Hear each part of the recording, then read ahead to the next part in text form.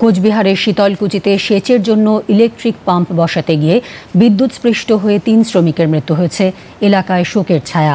জানা গেছে, শীতলকুচি শোলচালা এলাকায় এক ব্যক্তির চাষের জমি সেচের জন্য ইলেকট্রিক পাম্প বসাচ্ছিল ওই ৩ শ্রমিক।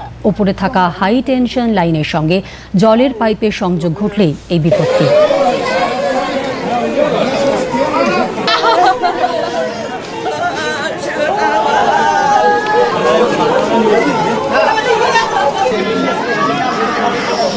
বসা হয় নাই।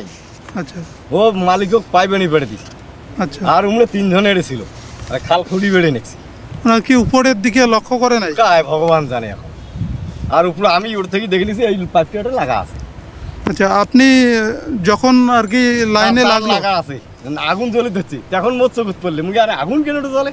তারপরে লক্ষ্য করলে তারও লাগিয়ে গেছে ওই তার তারপরে মুখে আরো একটা ডান্ডা আনলে ডান্ডা দিয়ে ডাঙিয়ে ফেলবে। আপনি কি ছুটে আসেন তখন? হ্যাঁ, তখন ছুটে এসে আর পাশের বাড়ি একটা স্যাঁক ছিল, ডান্ডা খসে আনি আর ডান্ডা দিয়ে ডাঙিয়ে ফেলবে। ডাঙিয়ে দিলে আগুনের দিলে থাকায় না, মানে পুড়ে গেছে একদম। পুড়া গেছি একদম। কয়জন? 3 জন।